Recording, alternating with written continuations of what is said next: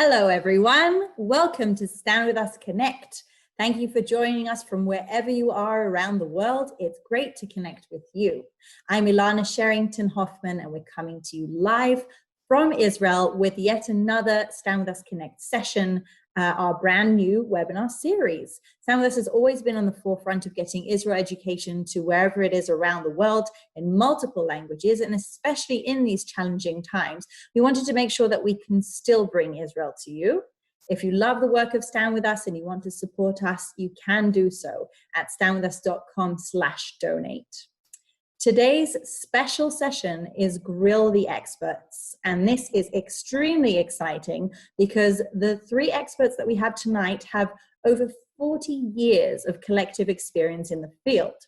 Our experts are tuning in to answer all of your tough questions, from the conflict to opportunities for peace and beyond. This is your chance to ask anything you have ever wanted to ask an expert and anything you have ever wanted to know about Israel, no matter how complex or specific it may be. As an educational organization, which is non-partisan and apolitical, you will see our experts raising different perspectives and different views. And that is because we try to present these issues from many sides in order to give the most professional and all-encompassing overview of the situation on the ground. Tonight, Stand With Us is excited to host three top professionals in the field. First, we have with us Neil Lazarus. He is an internationally acclaimed expert in the fields of Middle East politics, public diplomacy, and effective communication, speaking to over 30,000 people a year about Israel, and often a hostile audience. Neil is a trainer with a wealth of knowledge and tools you do not want to miss. Neil, it's great to have you with us tonight. It's great to be back on another one of your webinars. It's so exciting. And next we have Charlotte Korchak.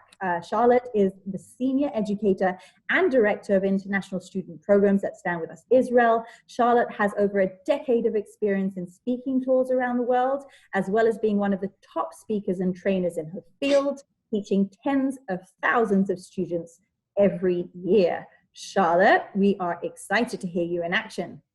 Excited to be back for another SWU Connect webinar. And last but not least, we have Max Samarov.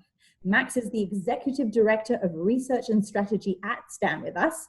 Max is the go-to for all campus strategy and campaigns, with years of experience empowering students to face anti-Israel activity on their campus head-on, and the brains behind many of the Stand With Us educational materials. So Max, we are also looking forward to hear your professional insights on this tough topic. Thanks, Ilana. Great to be with you all. Thank you all for joining us tonight. I hope all three of you are ready, because our audience and viewers certainly are. I'm going to kick off this session with a few questions from one of our professional booklets called Tough Questions About Israel, surprisingly enough. And I'm going to ask a few of those just to kick us off, one question for each speaker.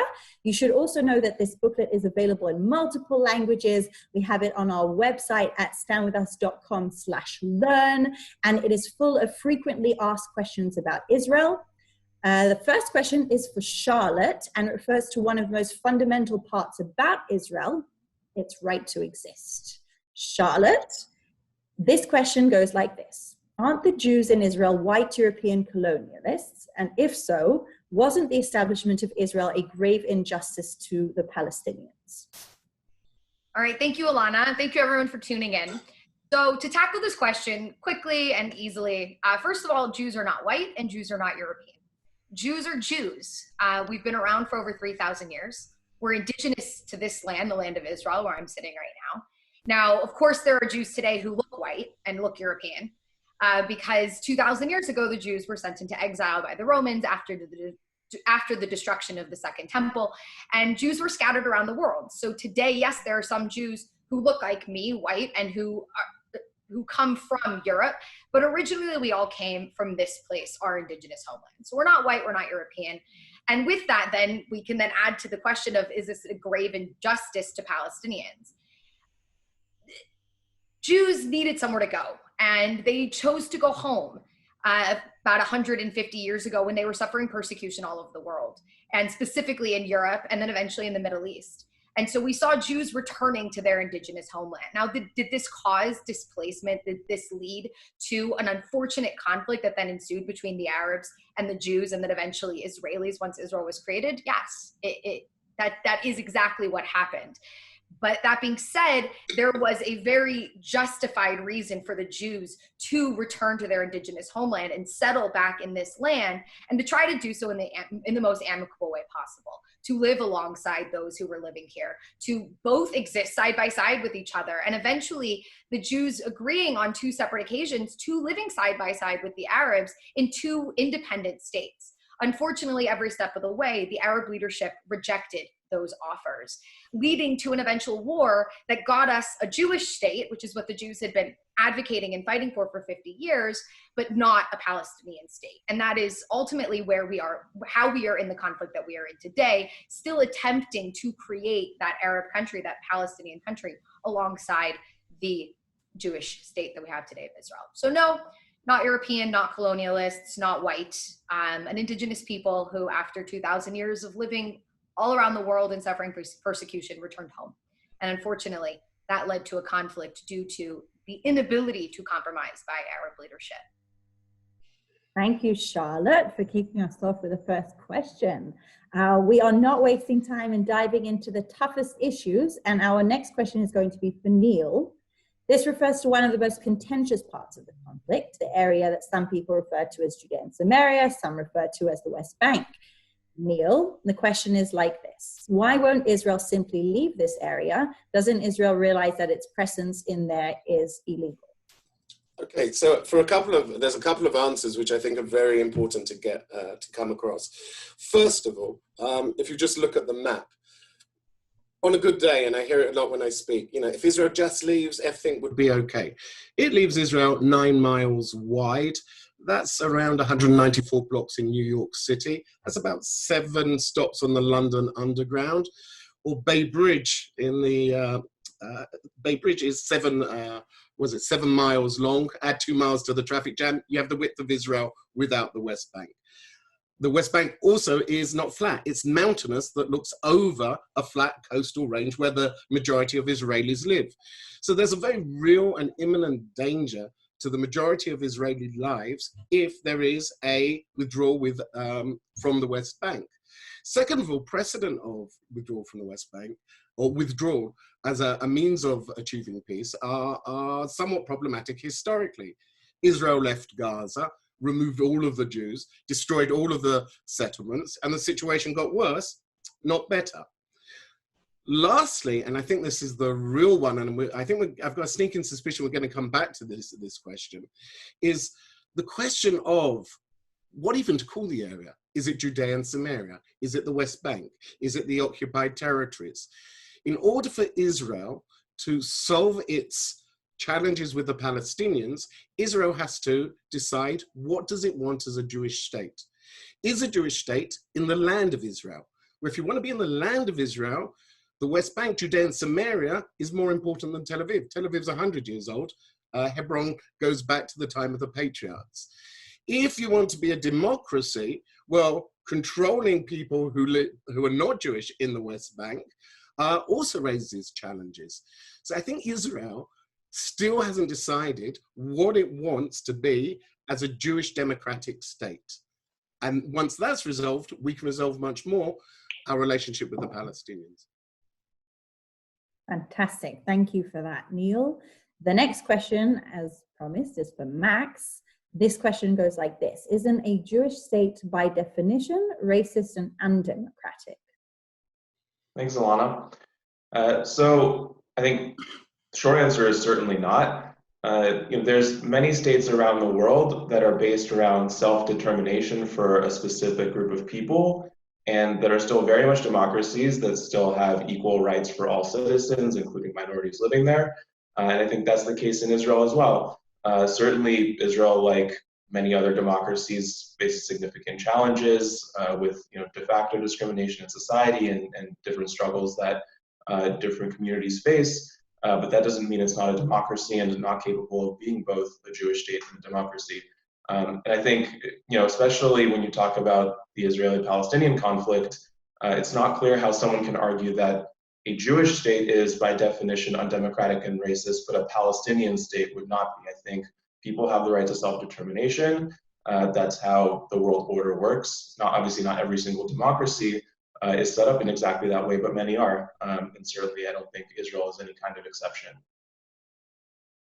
Round one is completed by all three of our experts, but now it's time for round two, where we will actually refer to questions from our viewers who are tuning in as we speak from around the world, both on our actual webinar and on Facebook Live, where this is being streamed.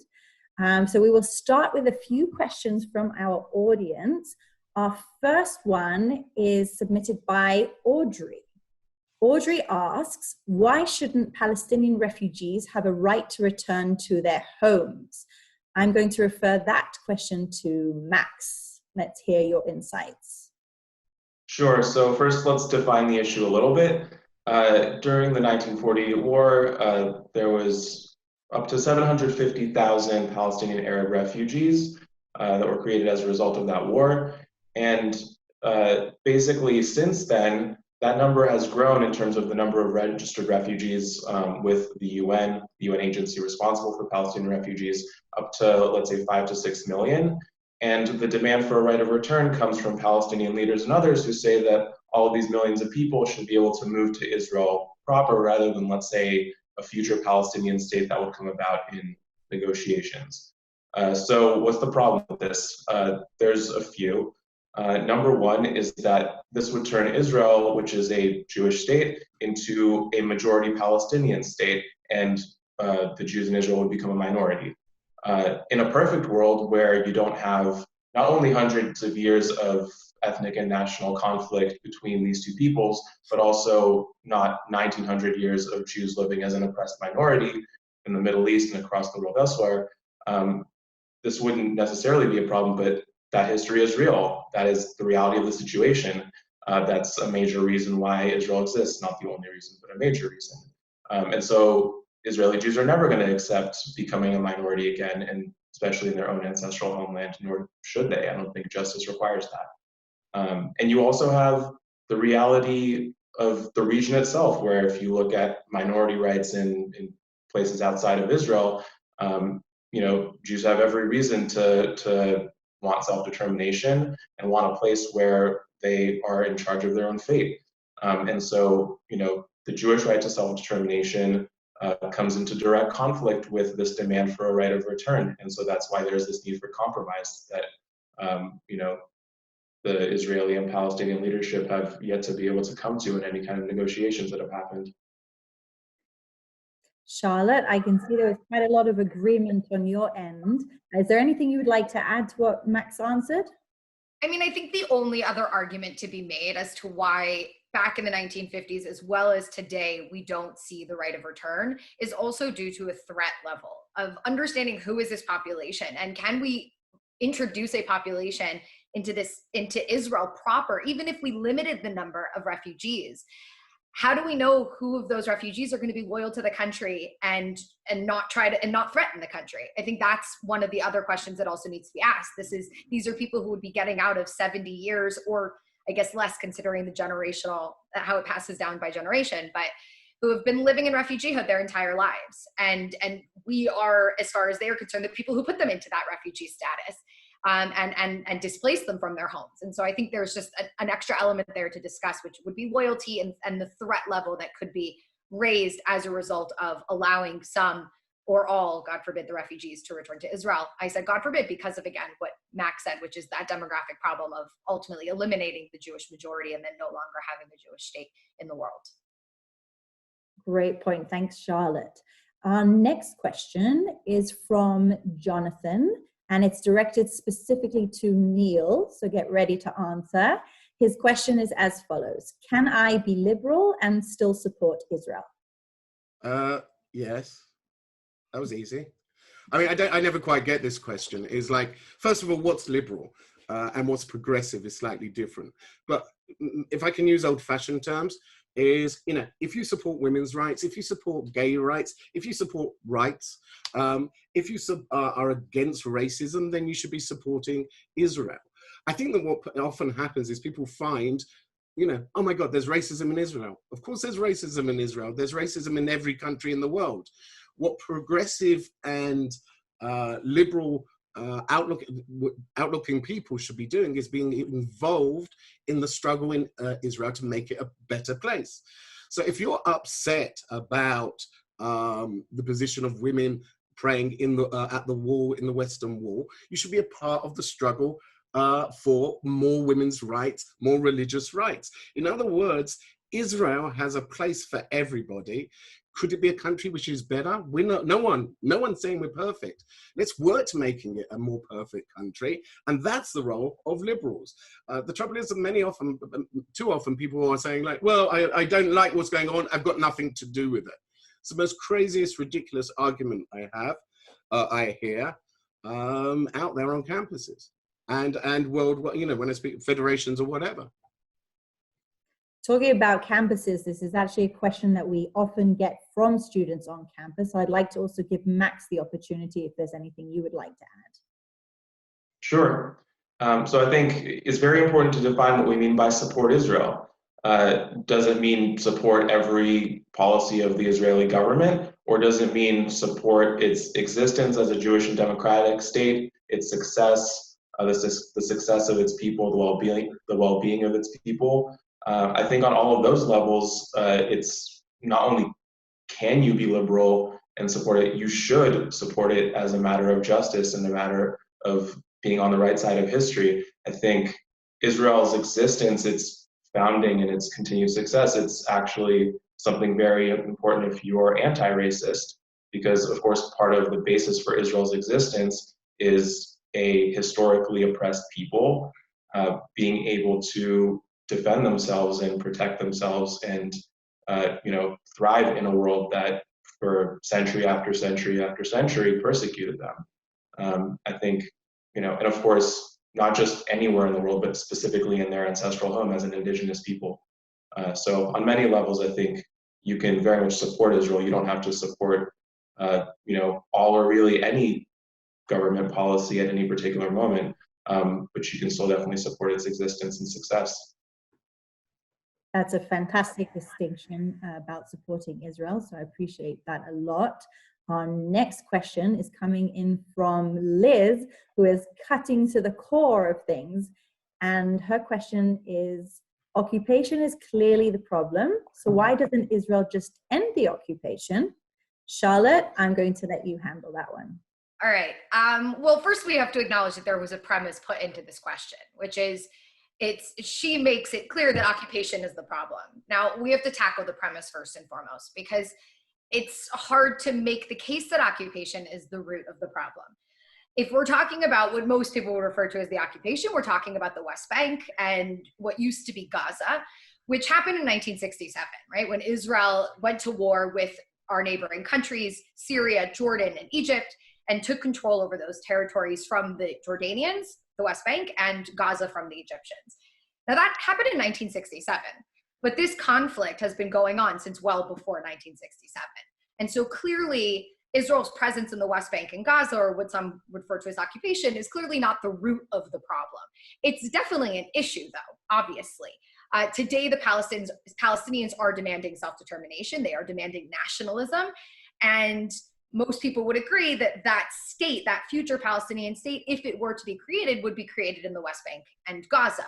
So therefore, Israel's continuous presence in the West Bank obviously is an issue that when solving this conflict must be resolved.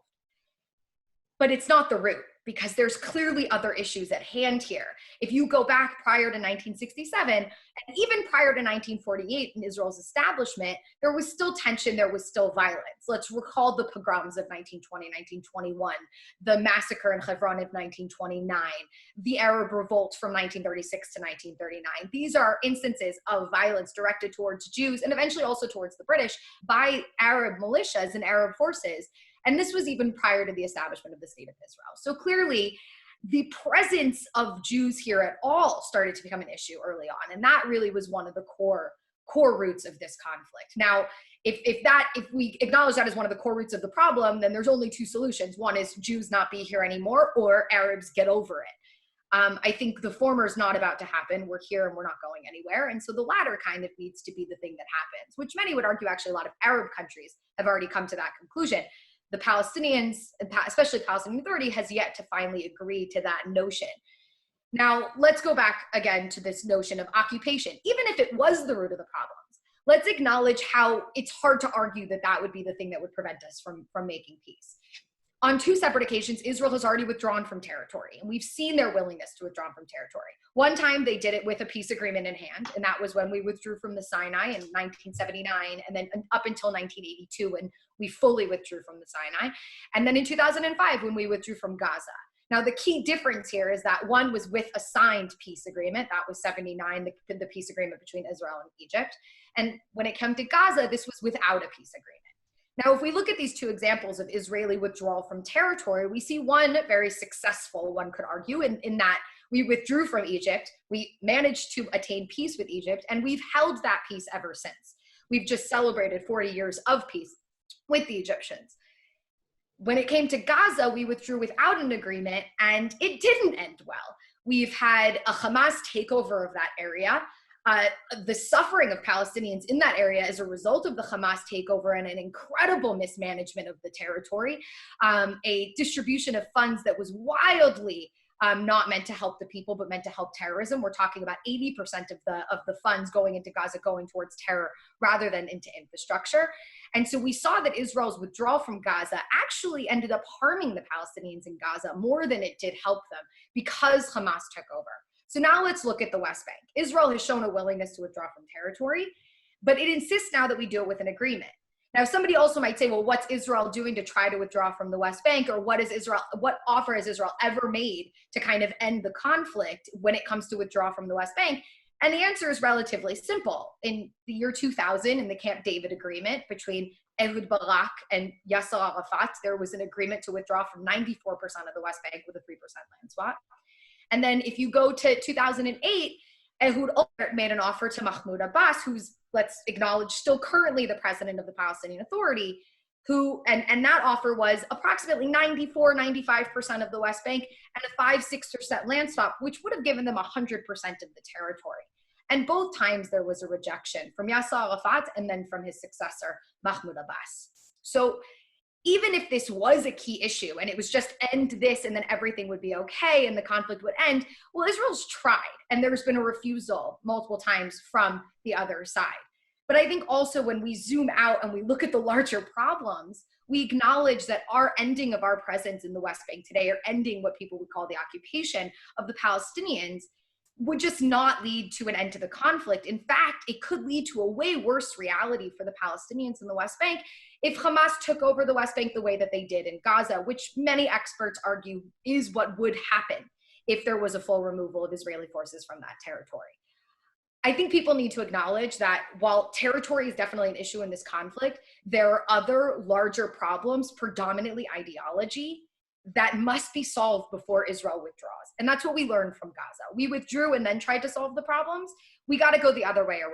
We need to figure out, like Neil said in the beginning, what does Israel want? What ultimately is your goal? What are you trying to want to withdraw from this territory? Do you not want to withdraw? Figure out what you want. And then let's take the necessary steps, baby steps, not big dramatic withdrawals, to get to a place where we can actually end the conflict without more violence. Drastic steps from what we've seen in the past tend to actually hurt us and hurt the conflict and hurt predominantly Palestinians more than help us. And that's why we need to take a step back and we need to ask ourselves about the larger picture and what steps need to be taken now.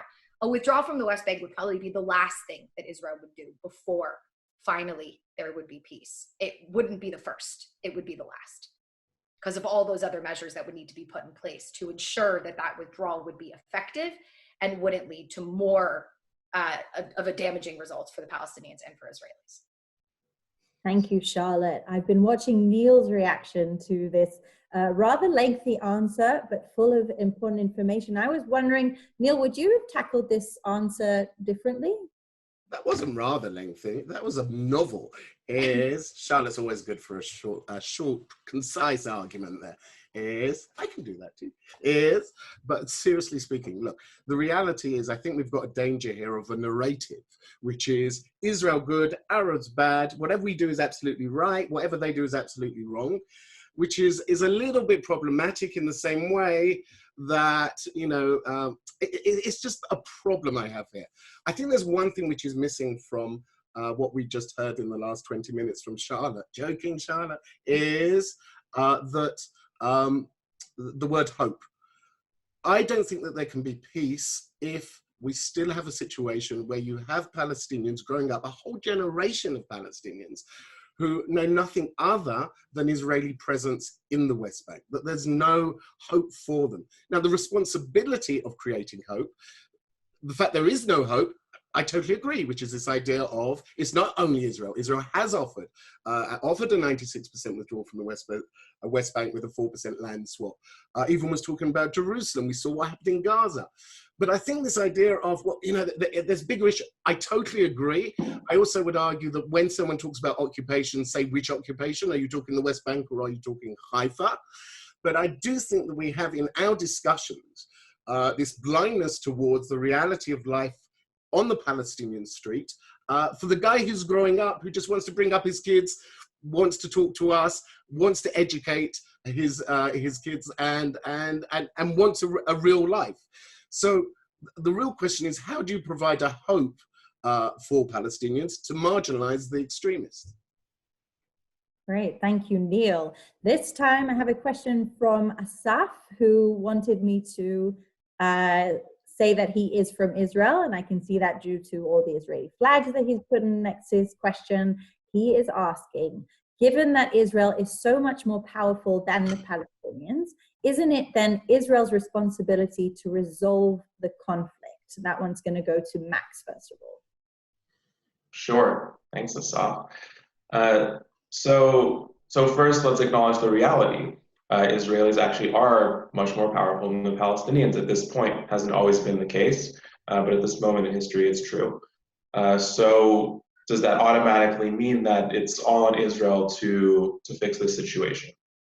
So I think the fundamental problem with that question, and typically, unfortunately, the way that it's used in discourse, in debates and arguments and discussions about this issue, it's essentially used as a way to shield Palestinian leaders, the Palestinian Authority, Hamas, from any level of accountability for this conflict. And certainly also, obscures the role of all kinds of other actors in the region, like the Iranian regime, Hezbollah, any number of other groups that play a destructive role in the conflict. So if you're going to take the approach of, the Palestinian Authority and Hamas have no responsibility to take any steps to make the situation better to resolve this conflict, then the reality of it is that it's never going to be resolved. Because for it to be resolved, Palestinian leaders, Israeli leaders need to come together and negotiate a solution.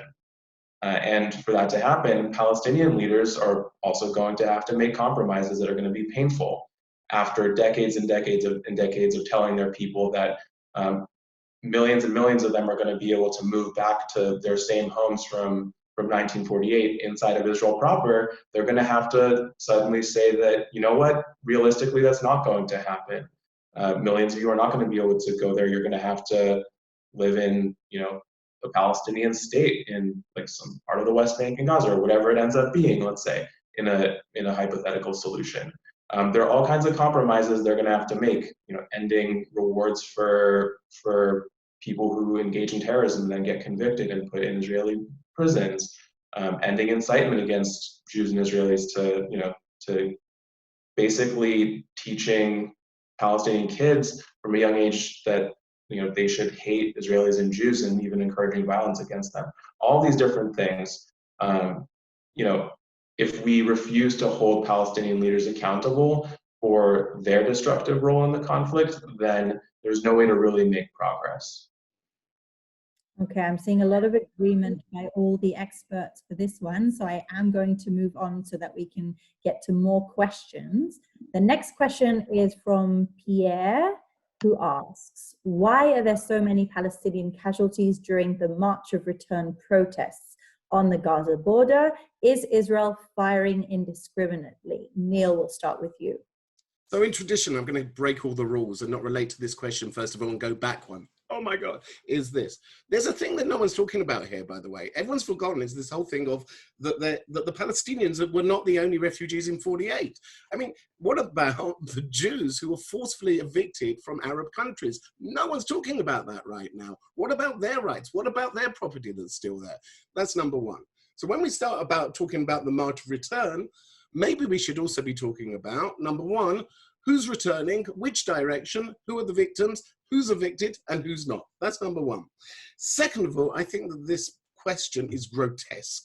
When you talk about, we've had up to 10,000 people a week, every Friday, storming the borders or the ceasefire lines, to be accurate, not to upset Max, is he smiled. Did you see that? Max smiled.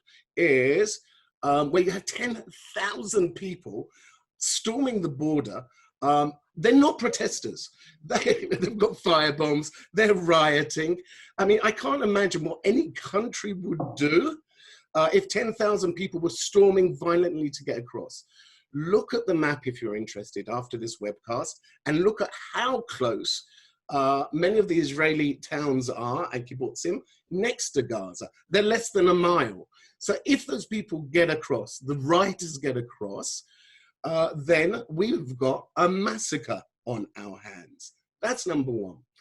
Number two is when anyone is injured, if they are civilian who is innocent and not involved in violence, that's a tragedy, whether it's Israeli, whether it's Palestinian. But the real tragedy is that the Palestinian Hamas is using and exploiting its own people as cannon fodder and pushing the people towards the border and encouraging them to cross itself. I would rather have real negotiations going on between the Israelis and Palestinians rather than violent and incited riots which take place on a Friday. Great. Max, is there anything that you would add to this from the campus strategy and campaigns perspective? This is something that students often hear. It's a question that's often raised in divestment resolutions, divestment hearings. Is there anything you'd like to add from that perspective? Yeah, I mean, I think this goes beyond even that framework. I think we should acknowledge just the human tragedy of this entire situation, the conditions that people in Gaza live in. And certainly the fact that there have been civilians killed along that border because Hamas has decided to essentially weaponize and exploit the Palestinian population in Gaza to put forward this really destructive agenda that they have. And so, we can acknowledge the tragedy of what's happening there, even beyond specifically the border protests. And still also understand that Israel can't allow terrorists, and Hamas and Islamic Jihad have acknowledged that very, very, very high percentages of the people who have been killed along the border have been terrorists. We can't allow those folks to break through a border that is literally meters from where Israeli families are living. So it's just all around a really grim situation. I think we can acknowledge that humanity. I'm going to have one come back because I'm breaking the rules. Let's stop using the word protesters. When you have 10,000 people rioting, trying to kill people with axes in their hands, shouting Allah Akbar, kill the Jews, that is not kumbaya. That is not a kumbaya demonstration. So let's stop using the word protesters and really describe what's going on the border with Gaza, which is Can I also jump in? I know that I'm breaking the rules, but I feel like people need to understand this environment. I think people need to understand when Neil is talking about 10,000 protesters and they're talking about the distances. I think people need to understand the chaotic environment that is these protests. These aren't like organized, these are riots, and there's people constantly moving. And if a soldier faces a direct threat and sees that direct threat, he then has to go and get approval to then eliminate that direct threat. But that direct threat could have moved anywhere in those moments, and all you need is a misfire, a ricochet, or anything of that sort to lead to civilian injuries or death. And it is incredibly tragic, but I also want people to get a picture of this environment, because it's not this clean, simple environment. It's chaotic, and there's tear gas, and there's distractions, and these soldiers are being threatened directly in their eye line. And so, no, it's not excessive force, like the gentleman pointed out, but it is necessary force to prevent loss of life and potential infiltration into Israeli southern communities. But it's an incredibly chaotic environment, which is why we do see a casualty count that even for us in Israel is not okay. But it is something that unfortunately we have to do to protect ourselves. Ilana, hit us with another question. I'm going to chime in here, actually. If you break rank, then so can I. I will already tie into the next question because it refers to Gaza as a hot topic. I'm going to refer it to Charlotte, who actually tried to make sense of the situation. Gaza is a situation not many people really understand what's going on. What's the situation on the ground? And the question that we have been asked by Leo is, why is Israel still occupying Gaza? As he asks, it claims to have left but limits entry of goods, as well as controls Gaza's airspace, water, and borders. What is going on right now, Charlotte? What can you tell us? You give me a question like that, and Neil's going to yell at me now for going on for too long. But you asked me to describe everything about Gaza. So let's try to keep it really, really quick and basic, but throw some... That's too long, Charlotte. That's too long, Charlotte. Listen, Neil, we're an education organization. Facts are important. So first of all, Israel withdrew from Gaza in 2005. That's an incredibly important contextual piece of information that we have to have. That in 2005, Israel withdrew entirely its military, as well as the 8,500 Israeli citizens who were living within the Gaza Strip from that area, leaving that area Judenrein, fully free of Jews, of Israelis. And that's been the case pretty much ever since, minus some of the few that have either been kidnapped or taken into Gaza by Hamas, but it's been free of Jews. Hamas took over violently in 2007. There was a violent coup against their rivals, which was Fatah, led by Mahmoud Abbas, who now obviously governs in the West Bank. Hamas takes over, and they've been governing the territory since 2007.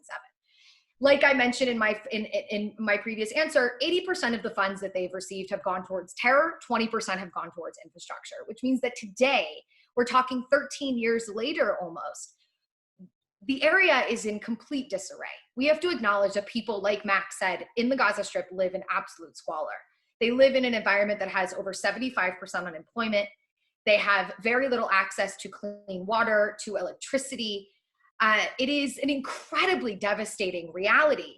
Now, when the question says, isn't Israel still occupying Gaza? No, what happened after Israel withdrew entirely from Gaza, essentially ending the occupation of the Gaza Strip, or Israel's military control over the Gaza Strip, Israel implemented a blockade around Gaza after Hamas took over, which is why Israel still controls what goes in and out of Gaza along their borders and along the waterways. Let's acknowledge, for this blockade to work, Egypt also had to take part in it because there is a border with the Egyptians. Egypt has taken part, has also implemented that blockade. Why? The answer is simple. Hamas is a terrorist organization. Israel is in armed conflict with that terrorist organization. Therefore, legally speaking, Israel has the right to implement a blockade to prevent that terrorist entity from gaining access to more weapons. And that is what Israel has done. Now, that does not mean that Israel stopped everything from flowing into Gaza. Israel allows all humanitarian supplies to go into Gaza, food, water, medical supplies, and really anything else that's needed, unless it can be used for something called dual use. So somebody might say, well, Charlotte, why can't cement go into the Gaza Strip? You know, they needed to build homes. They needed to rebuild things that have been destroyed by Israel during the last operation. The answer is simple. Well, cement is used to build tunnels that ultimately infiltrate into Israel to kill Israeli civilians. So we have to limit the amount of aggregates that can go into Gaza. Why can't toys go into Gaza? Well, a teddy bear can go into Gaza, but a motorized car can't go into Gaza because those parts can then be used for an explosive device that's put into a rocket, for example. I don't know all the details, but I know the people who are creating the list of what can't go into Gaza know that information. What Israel is ultimately trying to do in Gaza is mitigate the threat from Hamas and Palestinian Islamic Jihad, both entities within the Gaza Strip, while at the same time not harming or causing even more harm to the Palestinians who live in Gaza, which is an incredibly challenging reality for us because ultimately Hamas controls the Gaza Strip. So any aid or any supplies that is sent into Gaza is sent into the hands of Hamas, and they get to decide how to distribute it and what happens to it. And so we are in a very challenging situation as Israel, but let's point out, the people who are really in the most challenging position are the Palestinians who live in Gaza, who are living under this regime, who every single day are suffering as a result of this regime. And I do want to call out the world for a second. And if you're having this conversation with people, you should call out the world and acknowledge the fact that every single day that goes by that people don't call out Hamas, but instead call out Israel for the conditions in Gaza, are actually contributing to the conditions in Gaza. Everyone should be calling out Hamas at the moment. And every day that you're not, you are contributing to the conditions in Gaza. And every day that you're blaming Israel is another day that you're giving Hamas a win. So if you really want to better the lives of Palestinians living in the Gaza Strip, you should be calling out Hamas every single day for the mismanagement of their own people. And the fact that they're not a genuine government, but they are a terrorist organization. And their primary goal is not the concern of their people, but the destruction of Israel and the murder of Israelis. I approve the length of this answer, and I think Neil does too. I'm going to move to a completely different topic now. This question is from Rowan, and it's about the BDS movement. There are Jews who support BDS, so how can that be anti-Semitic? I'm going to let Neil take that one on. Okay, so look, I don't quite get the question, because Jews can express anti-Semitic opinions. Just because they're Jewish doesn't mean anything. Black people can be racist. I mean, it's that just because I'm Jewish doesn't mean I can't express an anti-Semitic opinion. But I think it's always useful to be very precise on what anti-Semitism is. And if you have a look at the classic 3Ds of Sharansky, which I know Stan with us often refers to, and I think is a very good, solid piece of what is anti-Semitism, delegitimization of Israel, the demonization of Israel, and dealing with Israel with a double standard where you criticize Israel, but you don't criticize anything else that's going on in the world, then BDS really does fit into that mold.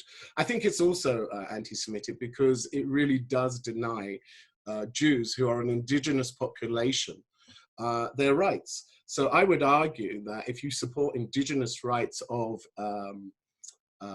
anyone, then you should be supporting, you're by nature a Zionist, because Zionism is supporting the indigenous rights of Jews to return to their land, which they were expelled from. BDS doesn't cover that at all. It denies people their indigenous rights. It demonizes, it delegitimizes, and it's double standards. It is as anti-Semitic as my hair is ridiculously short. Max was instrumental in creating our booklet on the indigenous story of Israel, which was one of the most, I would say, concise pieces that we've written, but also one of the most critical and important ones, which of course can be viewed on our website. Max often does these things because he faces a lot of this on campus. Most of our students are facing BDS aggression and campaigns. Is there anything you would like to add about BDS and anti-Semitism, Max? Yeah. So first, I think it's very important to acknowledge that there's a lot of individual people who will decide that they support BDS without feeling any real malicious intentions towards Jewish people or wanting to hurt Jewish people, simply because the movement markets itself and sells itself in a very effective way as a campaign for justice, a campaign for human rights, and something that's fundamentally anti-racist.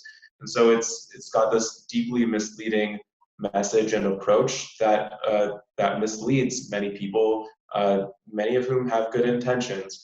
So I wouldn't, automatically go up to someone who, supports BDS and label them an anti-Semite. It's often simply a matter of ignorance, and that's someone that you can potentially educate about the situation, get them to see it in a more nuanced way. Let's also acknowledge, what's happening in the bigger picture with how the very small minority of Jews who support BDS are used by the larger BDS movement. Poll after poll after poll shows that the vast majority of Jews around the world strongly oppose BDS and see the denial of Israel's right to exist as a form of anti-Semitism, which is, as we know, the ultimate goal of the BDS movement. And so using that very, very small minority of Jews who do support BDS is essentially a way to silence the concerns of the Jewish community as a whole. And when that's done to other communities, it's known as tokenization, and it's rejected by people who are involved in anti-racist activism. And I think it needs to be recognized as the same thing in this context and equally rejected.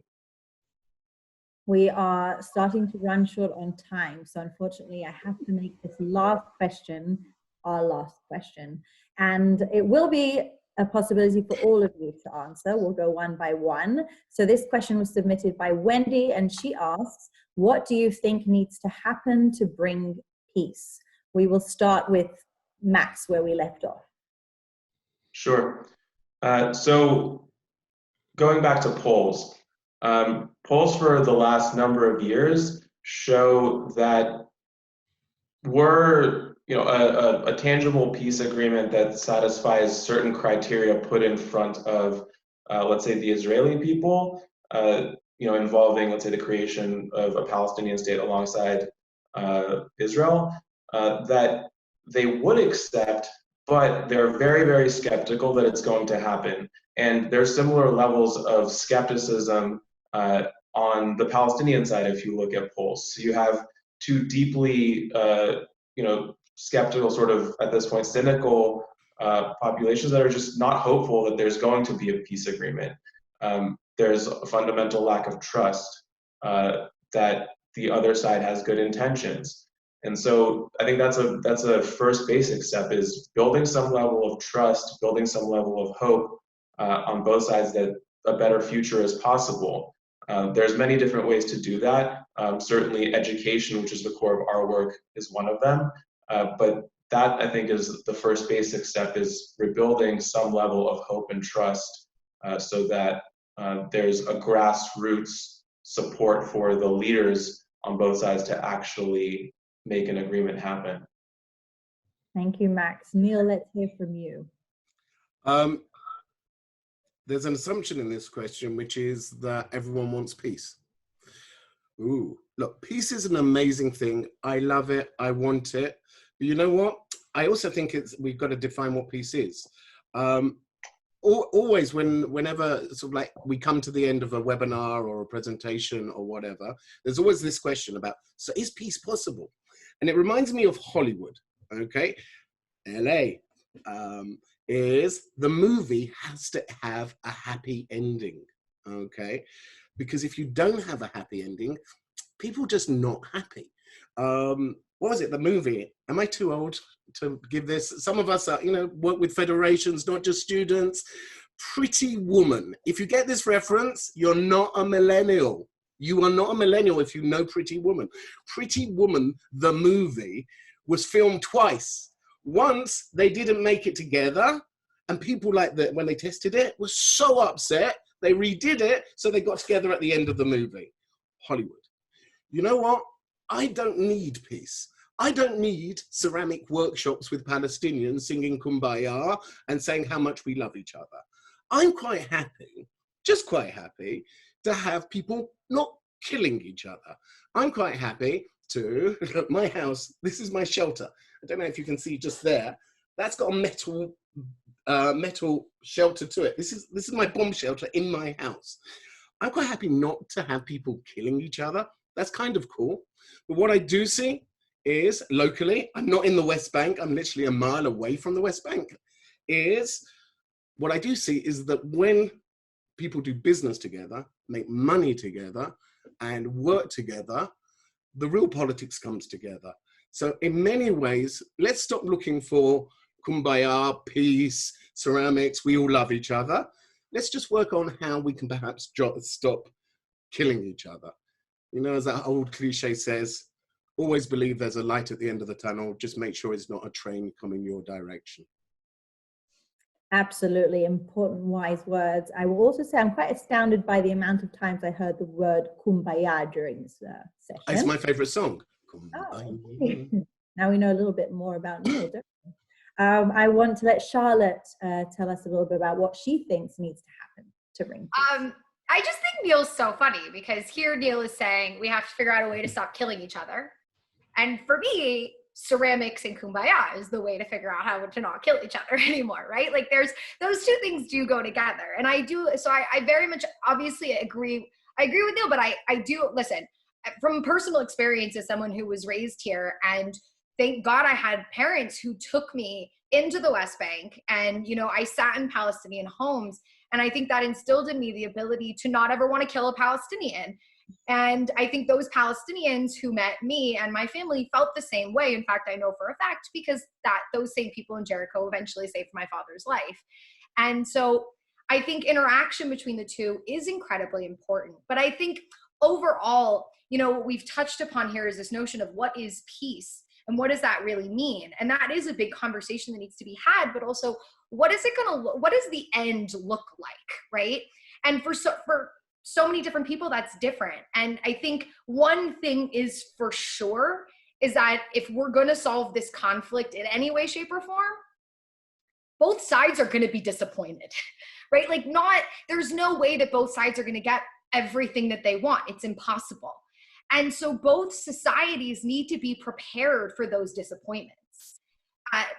You know, Max mentioned it, you know, Palestinian leaders probably should start telling their people that they're not going to be able to return to the homes that they left in 1948. The chances are slim to none that they're going to be able to come back into Israel. So for every final status issue, from refugees to land to security to settlements to all of those things, there's going to be disappointments on both sides, because neither side is going to get everything that they want. It's impossible. And so on both sides, there needs to be preparation for that. And that, I think, does go to education, if I can just say that again, because also that is very much why I do what I do and why I work for Stand With Us and why I've been with this organization for 10 years, is because we really genuinely do believe in education. And for me, that education is preparing people for, you know, this isn't zero sum. Like we're all going to be disappointed in the end. And there needs to be an education to prepare us for that reality.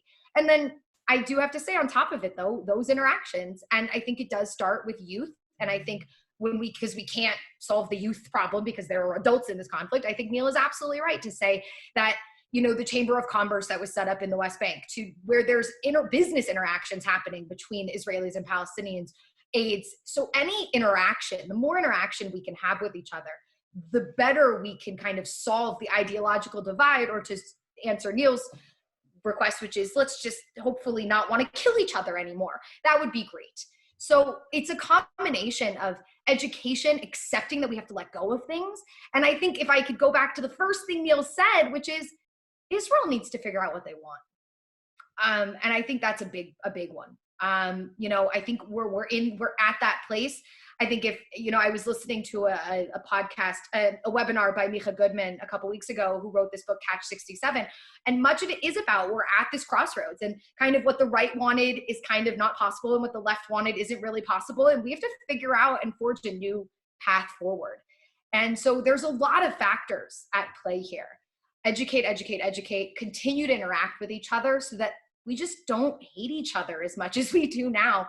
And if I can reiterate what Max said, build the trust that is so incredibly lacking between these two people to get us to a place where we can even start to discuss what needs to be done to solve this conflict.